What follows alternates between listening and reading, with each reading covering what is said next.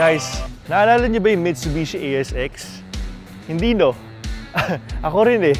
But the fact is, a couple of years ago, Mitsubishi actually entered the Philippine market to try and compete in the crossover segment. Pero the truth is, hindi ito masyadong bumenta. This is the current generation Mitsubishi Outlander, considered as the successor of the ASX. Now this is the 2020 Mitsubishi Outlander PHEV. PHEV stands for Plug-in Hybrid Electric Vehicle.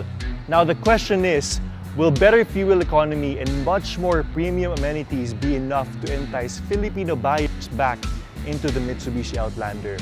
My name is Ref Bangsil and this is the 2020 Mitsubishi Outlander PHEV. This is philcoche.com, the #1 car portal in the Philippines.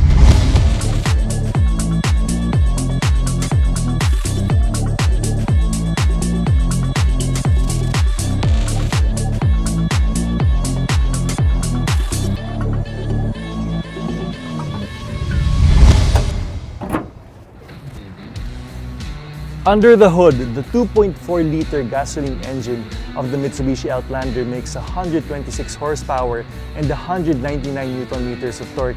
And as you guys can see, it actually looks like it has two engines. Since this is a PHEV, there are two electric motors, each with around 80 to 90 horsepower involved in the powertrain setup, one in the front and one at the back. And this whole system is mated to what Mitsubishi calls the e-transmission. Now, meron tayong 13.8 kilowatt battery pack that's located under the passenger seat, and basically the gasoline engine that you see here works as a generator more often than a power unit. How? Medyo komplikado to pero tatry natin explain. The Outlander PHEV can run on pure electric, series hybrid, and parallel hybrid. In series hybrid, the engine here works to charge the batteries, which then powers the electric motors propelling both axles. Sa parallel hybrid naman, the engine works in conjunction with the electric motors when needed. So para siyang boost. Now, can the driver choose between EV, series hybrid, and parallel hybrid? Well, practically, hindi.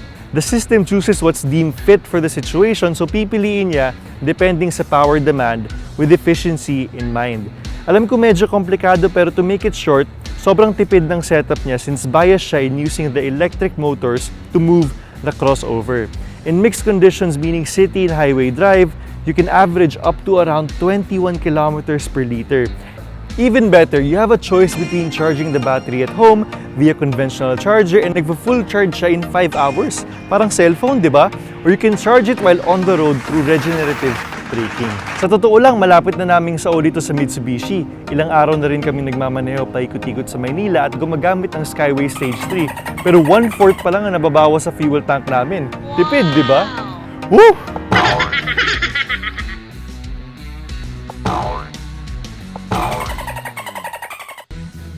So starting with the front face of the Mitsubishi Outlander, as you guys can see, meron siyang same dynamic shield styling as the Mitsubishi Expander and the Mitsubishi Montero Sport. Very aggressive din yung mukha nito and meron siyang long hood pattern that goes all the way to the front. All LED lights na tayo from headlights to fog lamps. Meron din tayong sensors and front camera. Kung nakikita nyo, medyo kasing lapad din siya ng Montero Sport. So very athletic yung dating niya. At the wheel and tire setup of the Mitsubishi Outlander, makita nyo naman na it's fitted with 18 size rims that have 225 and 55 tires. As you can see, medyo naiiba yung tire and rim setup niya kasi the Outlander in itself is very sporty, pero itong gulong niya is actually very classy. Sabi nga nila, para kang naka-slacks, tas yung sapatos mo, biglang Yeezy. Yes, it works for some, pero sa iba naman, hindi siya bagay.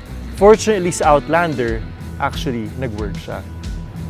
At the side, makita nyo naman na very modern ang itsura nitong Mitsubishi Outlander and marami ding feature na pwede nating that we can be proud of. Meron tayong camera dito, of course our signal lights are on the side mirrors, meron tayong stock roof rail, chrome door handles, and meron din tayong smarter iKey function. As you guys can see, the rear part of the Outlander actually resembles the second generation Montero Sport, so it's obviously giving tribute or homage to the old Mitsubishi vehicles.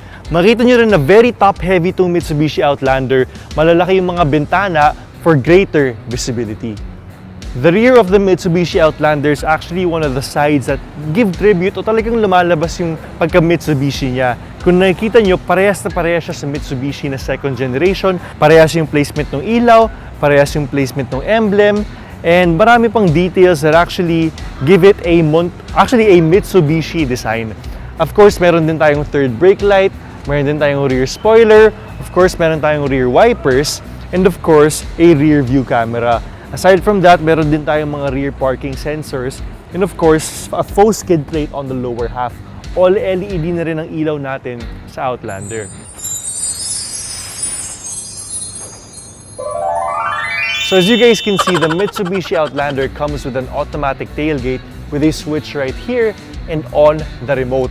So very modern to, di ba? Hindi pa yun yung pinaka-modern feature nitong Mitsubishi Outlander because look at this. This is the charger, the electric charger of the Outlander where you can plug in any 220 adapter kaya electrical output sa bahay nyo. Pero hindi pa yun because this is where you actually plug it in. So very modern siya. Gone are the days na gas lang yung nilalagay dyan because now this is where you plug in your electric vehicle as well. And ang maganda pa sa crossover is that kahit napakalawak ng seating sa loob, napakalaki pa rin ng space for cargo. Pwede ka maglagay ng mga 1, 2 or kahit 3 maleta dito. And for practicality naman, meron din tayong mga cup holders on the sides. Inside the Mitsubishi Outlander, it's as what you would expect from a crossover. Very, very spacious siya. Napakaganda ng features and of course, wide. So hindi ka talaga kukulangin in terms of space. Ngayon, for the material used naman here, it's mostly all leather. Meron din tayong mga carbon trims dito sa gitna and dito sa may passengers area. Hard plastics would be here and right here. So as for infotainment naman, meron tayong Apple CarPlay and Android Auto. So hindi ka mabibitin when you're stuck in traffic or kaya when you're in the highway. Pwede ka mag-Waze, pwede ka mag-Spotify at pwede ka rin mag-Zoom for a meeting kung busy ka sa traffic. As for steering wheel naman, same sa Montero Sport na nireview ni Stanley. As for features naman, meron din tayong sunroof dito that actually tilts up and moves on backwards hanggang dito sa rear roofing ng second row nitong Mitsubishi Outlander. So overall, legroom, elbow room, headroom are all massive at hindi ka talaga mabibitin. So for a relatively tall person like me, I'm actually very comfortable. All leather na rin pala yung mga upuan natin and of course, automated na rin siya. One thing that would have been nice, actually at this price point specifically, would be speed sensing door locks. It's kind of weird na hindi siya kasama dito pero I'm sure marami na ring aftermarket modifications where you can include that. Now, one thing that's unique about the Outlander is this gear shifter. It's unlike any gear shifter that I've seen pero madali naman siyang masanay. Nandito rin lahat ng controls ng hybrid engine, nandito yung charge niya, normal mode, and electric vehicle mode. At nandito rin yung mga reverse, neutral drive, and of course, other integrations niya. Pagbaba mo naman dito, doon mo makikita yung all-wheel drive or four-wheel drive system nitong Mitsubishi Outlander. Meron din tayong sport mode, and of course, the classic modern handbrake or parking brake system ng mga Mitsubishi. Andito rin naman yung heater ng mga upuan mo. So very luxurious na rin ang amenities nitong Mitsubishi Outlander. Meron din tayong adaptive cruise control and of course paddle shifters. So very modern na rin tong C Outlander. And of course, meron din tayong push to start system dito. Actually, kanina nagulat ako because pagkapindot namin, halos hindi mo narinig yung, actually hindi mo talaga naririnig yung makina at nagka-come on na yung aircon niya. But let's focus on that later. As for practicality, of course, this is a modern vehicle and it is fitted with a 360 camera integration. So pagkapindot mo sa steering wheel, automatically lalabas yung 360 camera nitong Outlander wherein kita lahat ng sides. Pwede rin habang kumakanan ka at may blind spot, pwede mong piliin yung specific side na gusto mo para matulungan ka nitong 360 camera. The second row is pretty much the same as the first row. Napakalawak ng legroom, elbow room, headroom. What's nice about this side nga lang is meron din tayong rear aircon controls and meron din tayong 220 charging adapter dito. So, pwede ka mag-charge ng laptop, sabihin natin nag-work ka remotely from where you are. Meron din tayong, of course, window controls on both sides and, of course, yung door locks natin. Yung sunroof naman natin, hindi siya umaabot ng hanggang dito. Unfortunately, hanggang doon lang siya sa harap.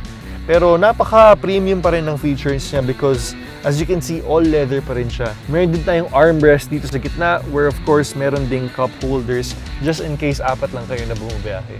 So bago tayo mag-start, explain ko lang sa inyo yung different drive modes nitong ni Mitsubishi Outlander. Let's start with Eco Mode. For Eco Mode, ang ginagawa nito is pinapahina niya yung power delivery ng kotse.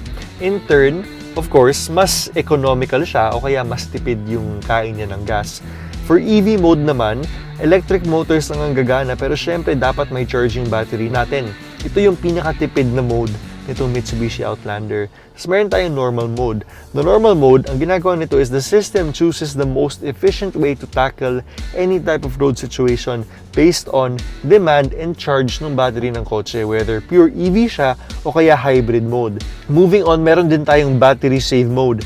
As much as possible, the system will keep charging the battery via the engine generator and regenerative braking. So, ang ibig sabihin nito is, as you're driving, tinitipid ng kotse yung kain ng baterya mo para mas ma-prolong niya yung use nito for the rest of the day.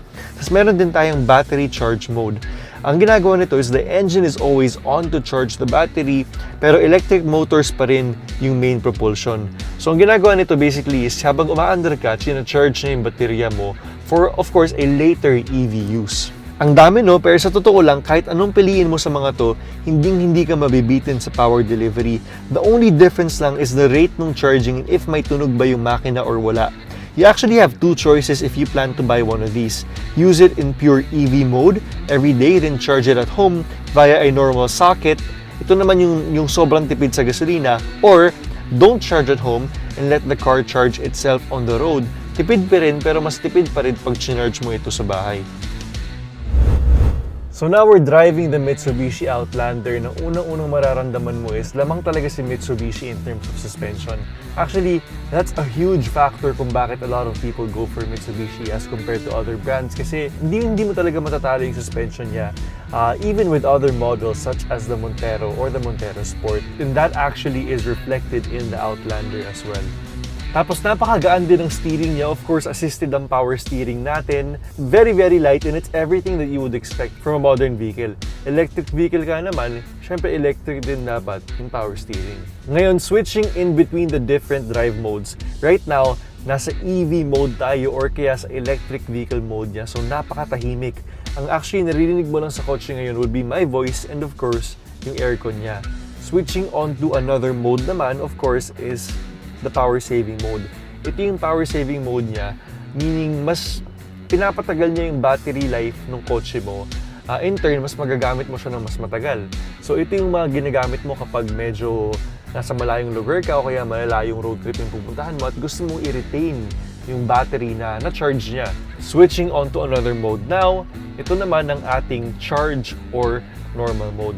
Ang ginagawa ni charge mode is habang nagmamaneho ka, of course, ngayon pa lang sumisipa yung gasoline engine. And basically, dito ka pa lang talaga gumagamit ng gasolina. What this does naman is, as habang gumagamit ng gasolina ang kotse na to, nag-charge o kaya china-charge niya yung electric counterpart ng kotse. Ito rin, this is the other mode that we were talking about na pwede mong gamitin kapag malayo yung biyahe mo at wala kang option para i-charge yung kotse mo. Ngayon, may paparinig ako sa inyo without moving at all para lang marinig niyo kung ganong katahimik kapag nag-electric mode tayo. And para naman hindi ganun katahimik, yung team namin, lalakasan na nila yung audio para lang medyo marinig niyo yung pagka-electric counterpart niya.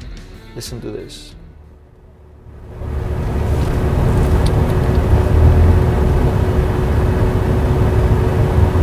So literally, aircon lang ang naririnig nyo.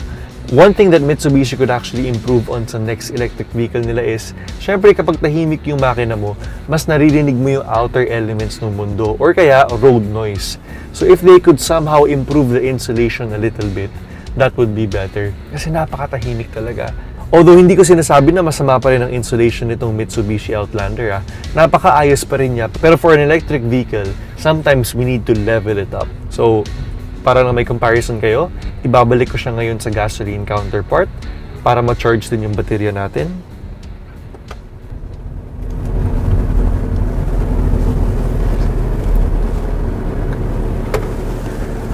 So uulitin ko lang ulit, this is on normal charging mode. Pindot ng isang beses at nandun tayo sa battery saving mode. Pindot pa ng isang beses at nandito tayo sa electric vehicle or hybrid mode. At ito na siya. So, Para lang mas marinig nyo kung gaano katahimik tong electric vehicle na to, sara natin yung aircon at pakinggan natin kung ano bang maririnig natin.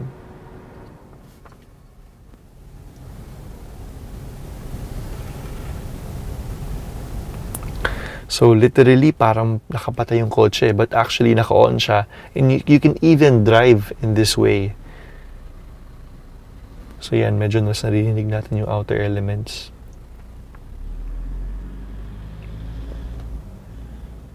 So on natin ulit yung aircon. So kung ano mang naririnig nyo na hangin, yun at yun lang talaga yun. And now that we've seen the ins and outs of the Mitsubishi Outlander PHEV, we'll now start with our Phil Kotche grade. We'll start with aesthetics. So for aesthetics, kung napapansin niyo, medyo kahawig niya yung pinsan ni Mrs. Montero. Aside from that, meron siyang athletic stance na binibigay at malapad siya at mataas din siya, giving tribute to the newest generation Montero Sport. Pero if you look at the back or the rear of the Outlander, medyo nagbibigay tribute siya sa previous generation Montero. So for that, we are giving the Outlander a 4 out of 5. So for practicality, medyo mataas ang score na binigay namin dito sa Outlander because ang dami-dami niyang benefits. For example, it seats 5 passengers very comfortably. Malaki yung capacity ng baggage sa likod where you could fit 1 or 2 or even 3 maletas. Aside from that, napakadali niyang i-drive and meron pa siyang 360 camera. But the best thing about the Outlander PHEV is its capability to reach up to 21 kilometers per hour in the city mixed with highway driving.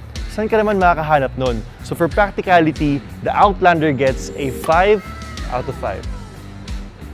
For performance, the Mitsubishi Outlander is actually a hybrid electric vehicle, and people actually have the notion na pag electric vehicle medyo mahina sa arangkada, medyo mahina sa power, but the truth is, for you to feel something like that, you have to drive this thing and it'll tell you the complete opposite.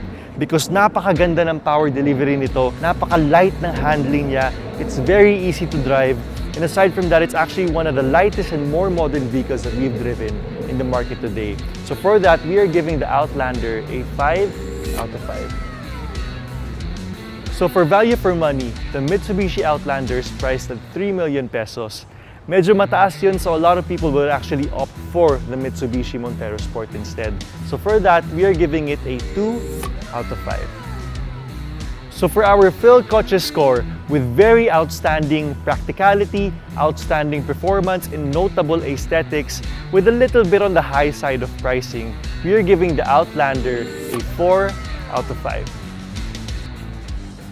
The Mitsubishi Outlander PHEV is one of the best-selling vehicles in Europe, and it's actually no wonder kung bakit, because napaka-extraordinary niya. But at the price point of 3 million pesos, medyo mataas talaga siya, and medyo hindi siya as appealing to Filipino consumers.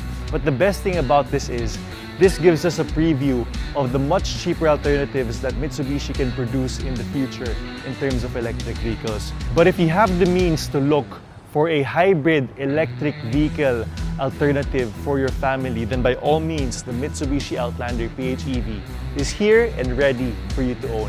My name is Jeff Bangsil, and this has been PhilKotse.com, the #1 car portal in the Philippines. Guys, congratulations sa atin because we hit 115,000 for 2021. Mag 200,000 naman tayo.